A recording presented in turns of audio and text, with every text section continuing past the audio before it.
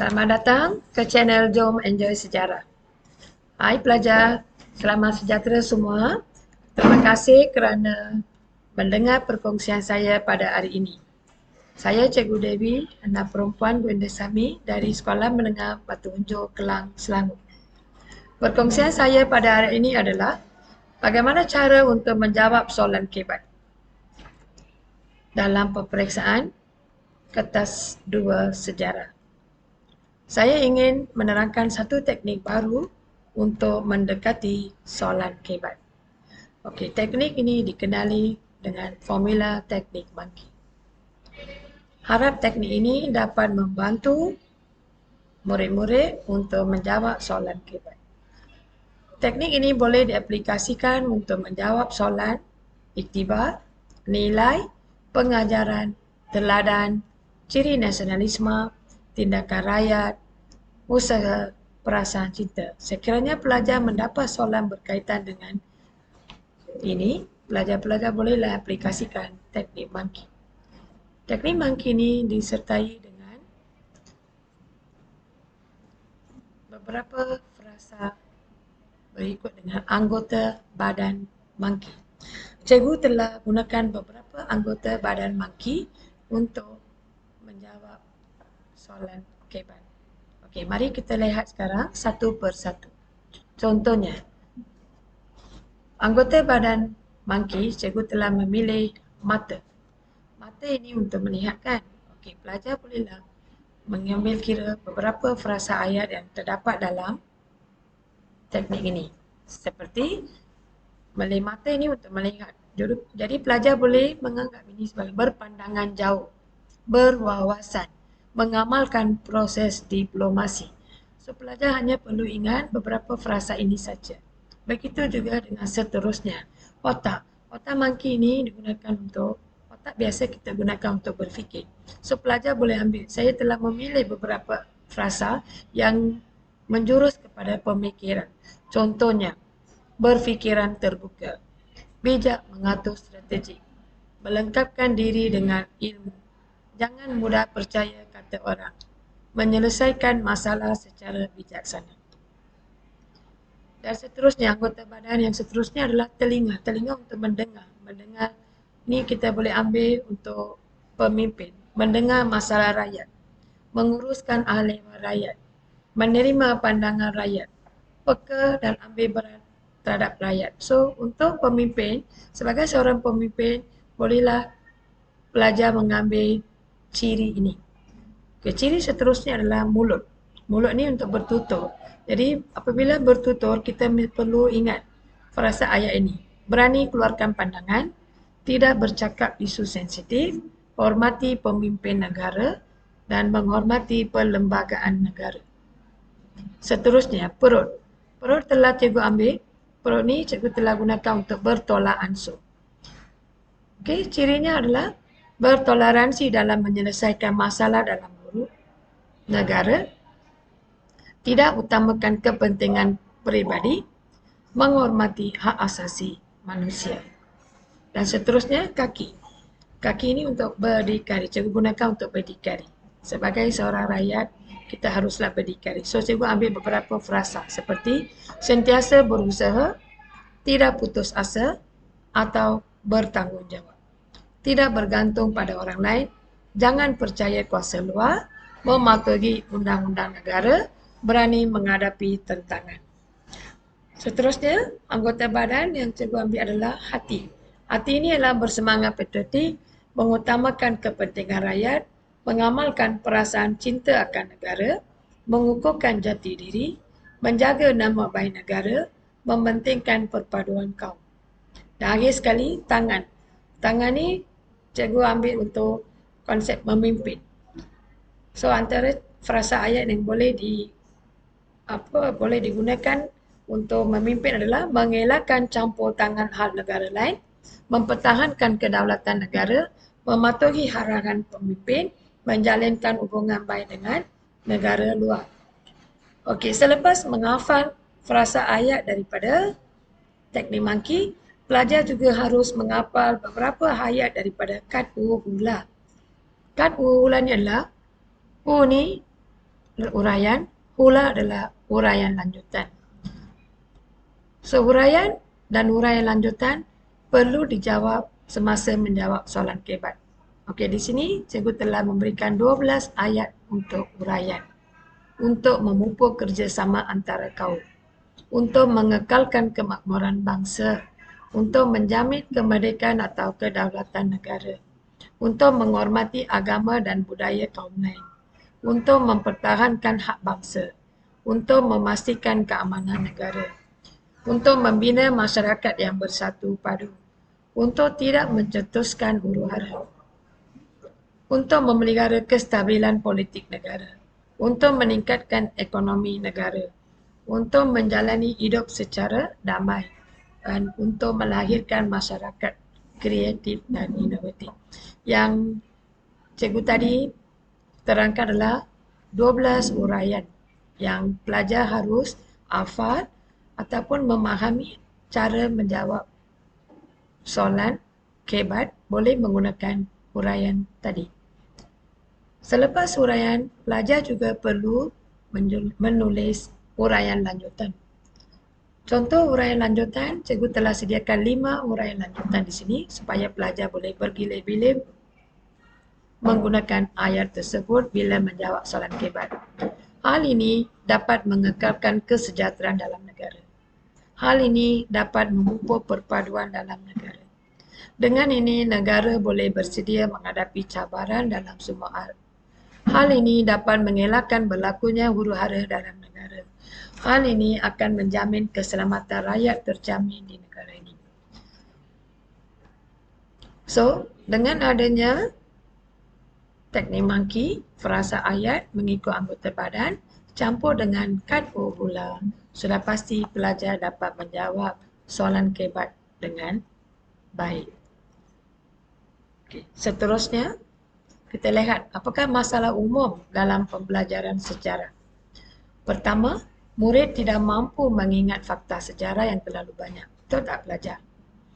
Sebab sejarah ni ada banyak bab dan sudah tentu cikgu faham adalah tidak munasabah untuk menghafal semua fakta sejarah. Kedua, murid juga kurang membaca fakta atau nota sejarah berkaitan dengan topik-topik yang diberikan. Masalah ketiga, murid tidak menjawab soalan sejarah kertas 2 kerana murid kurang memahami kehendak soalan. Kedua, tidak pandai membina ayat dengan uraian lengkap dan tahap penguasaan bahasa yang lemah bagi segelintir murid. So, ini menyebabkan secara umumnya pelajar tidak dapat skor dalam mata pelajaran sejarah. So, cikgu harap dengan cara menghafal frasa ayat daripada teknik monkey dan kad hula dapat membantu pelajar menjawab soalan kebat. Contoh cikgu beri di sini, isikan tempat kosong. Pelajar bolehlah menggunakan ini sebagai latihan. Pelajar menghafal 2 frasa ayat daripada setiap anggota badan monkey dan kemudian pelajar menulis dalam kotak yang disediakan. Itu satu cara untuk mengingat. Pelajar tak perlu ingat semua frasa, hanya perlu ingat 1 atau 2 saja pun boleh memadai untuk menjawab soalan kebat. Okey. Teknik monkey ini juga cikgu telah gunakan dalam live worksheet. Pelajar boleh merujuk dalam laman web ini sebagai latihan tambahan.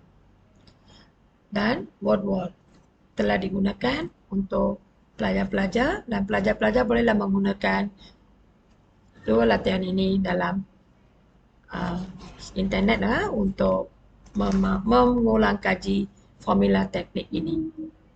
Sekarang mari kita lihat cara menjawab soalan kebat. Yang ini cikgu telah cikgu khaskan untuk pelajar kumpulan halus ataupun galus yang biasa tidak menjawab soalan dan selalu hantar kertas kosong untuk peperiksaan. Okey. Contoh soalannya, ini adalah soalan yang biasa keluar dalam peperiksaan, soalan esei. Ini adalah soalan teks. Jelaskan permulaan peristiwa Perang Dunia Kedua di Asia Pasifik. Buku teks muka surat 66 6 markah diperuntukkan untuk soalan ini. Kemudian soalan B, terangkan faktor-faktor yang membawa kepada kedatangan Jepun ke negara kita. 8 markah, buku teks muka surat 68. Soalan A dan B adalah soalan teks. Soalan C adalah soalan kebat. Uraikan iktibar daripada peristiwa perang tersebut. Okey, untuk menjawab soalan, pelajar harus ingat, pelajar perlu salin kehendak soalan ataupun panggil sebagai pangkal soalan. Soalan ialah mula dan iktibar daripada peristiwa perang tersebut. So, pelajar mesti mulakan ayat daripada iktibar daripada peristiwa perang tersebut ialah kita seharusnya mengelakkan campur tangan dalam hal negara lain. Okey, yang ini mengelakkan campur tangan hal negara lain, boleh kita ambil frasa ini daripada anggota badan mangki tangan, bahagian memimpin. So, cikgu ambil daripada di sini. Selain itu, perlu gunakan penanda wacana untuk mulakan ayat kedua. Iktibar lain adalah menjalinkan hubungan baik dengan negara luar. Yang ini pun cikgu ambil daripada anggota badan mangki iaitu tangan. Sudah ada di sana, menjalinkan hubungan baik dengan negara luar yang warna biru. Mengelakkan campur tangan dalam negara lain dalam warna hijau. So, pelajar hanya hafal saja dan boleh menjawab soalan. Ini dianggap fakta kedua. Seterusnya, penanda wacana perlu ditulis. Iktibar lain adalah menghormati hak asasi manusia. Menghormati hak asasi manusia, cikgu ambil daripada perut mangki bertolak ansur. Cikgu telah ambil menghormati asasi manusia yang warna hijau muda. Cikgu telah gunakan frasa itu. Dan kita sambung. Di samping itu, penanda wacana pelajar perlu tulis. Kita juga jangan mudah percaya kata orang atau kuasa luar. Cikgu telah ambil yang ini daripada otak mangki. Jangan mudah percaya kata orang yang warna biru. Faham pelajar-pelajar? Ini satu cara. Apabila pelajar telah hafal frasa ayat daripada anggota badan mangki, pelajar terus boleh membuat isi untuk menjawab soalan kebat. Oleh kerana markahnya adalah 8 markah, pelajar kena salin lagi untuk tambahan markah. Kita sambung. Iktibar lain daripada perang tersebut ialah menyelesaikan masalah secara bijaksana. Di sini, cikgu telah gunakan frasa ayat daripada otak mangki, iaitu berfikir menyelesaikan masalah secara bijaksana. Selain itu, semua pihak toleransi dalam menyelesaikan masalah. Cikgu telah gunakan dalam bahagian toleransi. Di samping itu, kita perlu elakkan peperangan dengan mengamalkan proses diplomasi. Okey, frasa ayat ini atau ciri ini cikgu ambil daripada mata mangki. Untuk melihat bagaimana untuk mengamalkan proses diplomasi untuk mengakhiri sesuatu perang. Tambahan pula, kita patut mengutamakan kepentingan rakyat. Okey, mengutamakan kepentingan rakyat, cikgu telah gunakan hati mangki. Cikgu telah highlightkan warna hijau di sana, mengutamakan kepentingan rakyat. So, pelajar, untuk menjawab soalan kebat, ada fakta dan tiada huraian lanjutan, tiada contoh, tiada inference. Pelajar diletakkan dalam haras 1.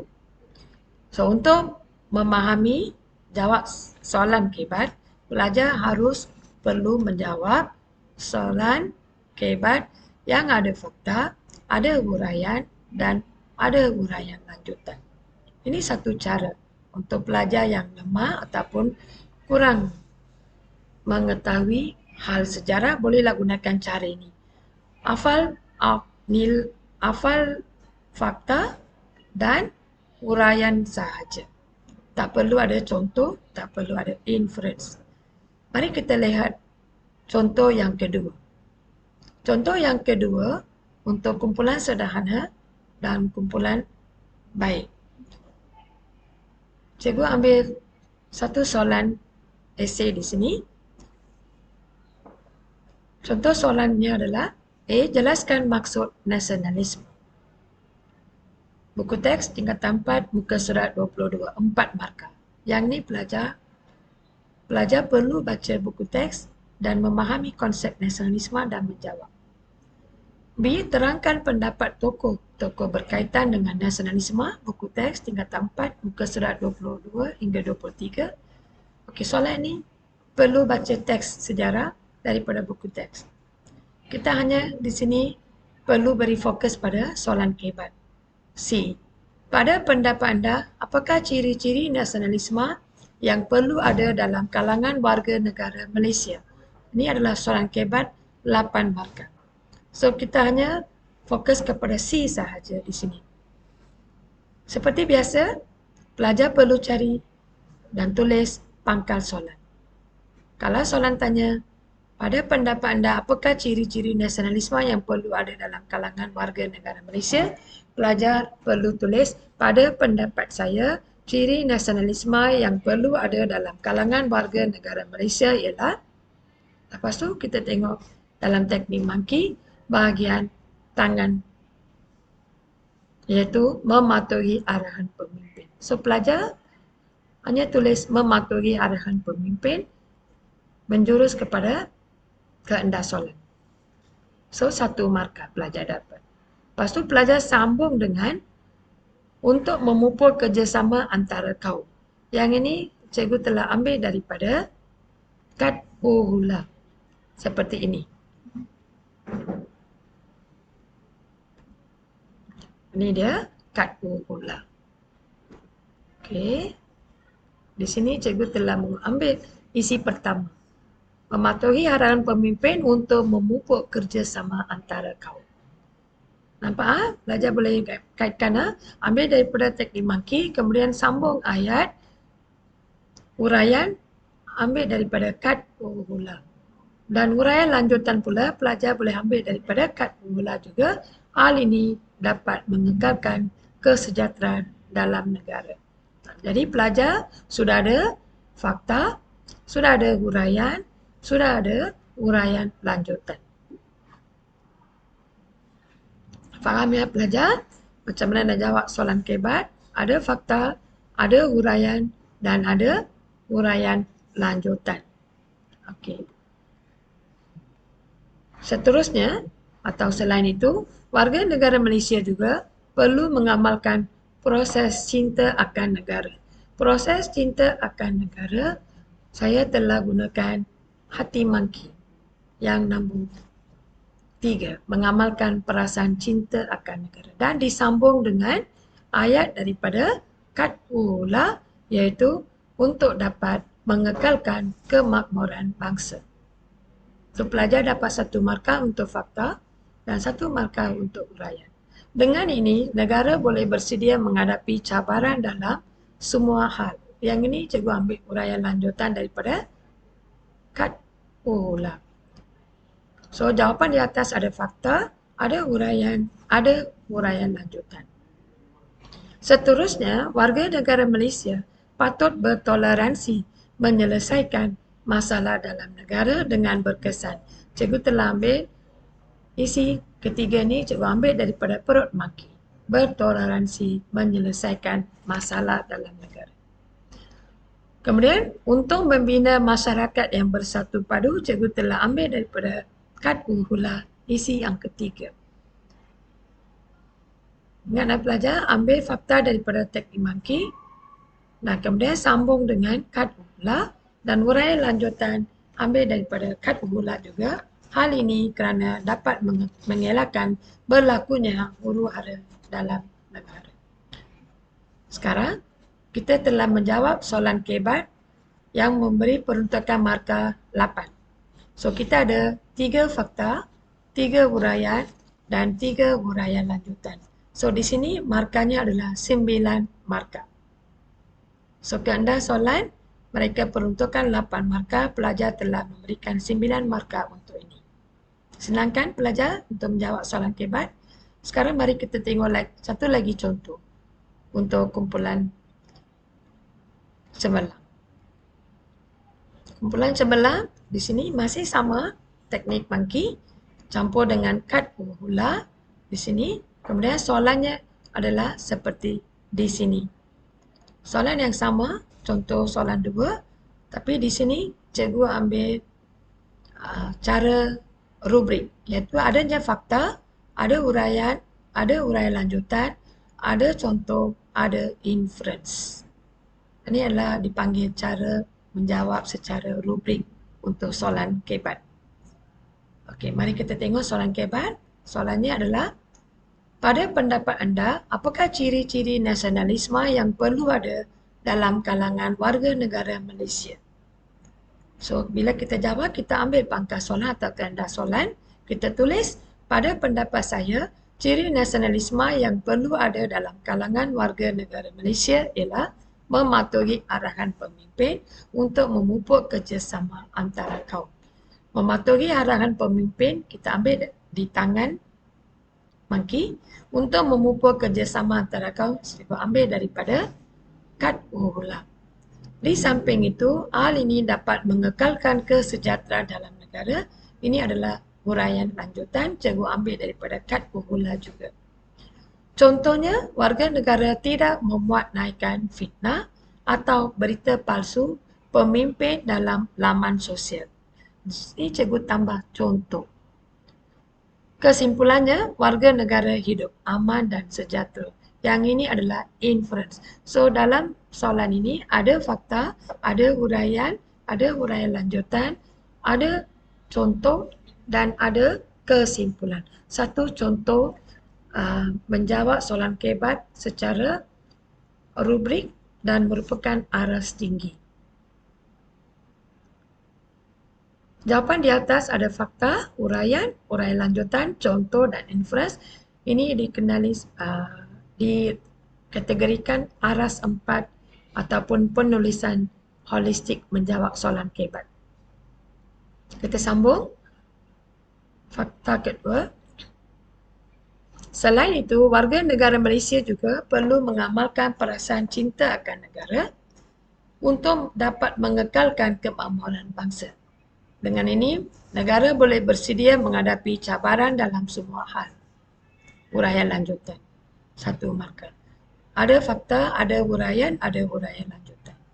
So, pelajar boleh mendapat 3 markah untuk ini. Tapi kita sambung lagi untuk mendapatkan markah lebih. Contoh. Kita beri contoh. Contohnya, warga negara tidak menghina atau mengutuk lambang-lambang negara. Ini adalah contoh. So, pelajar boleh dapat 1 markah. Kesimpulannya, dengan ini, negara akan harmoni dan makmur. So, isi kedua, perangan kedua, pelajar ada menulis fakta, ada menulis huraian, ada menulis huraian lanjutan, dan ada menulis contoh, dan ada menulis kesimpulan ataupun inference. Satu contoh yang baik. Ini untuk kumpulan cemerlang atau dikategorikan untuk penulisan holistik, menjawab soalan kebat dan aras yang 4.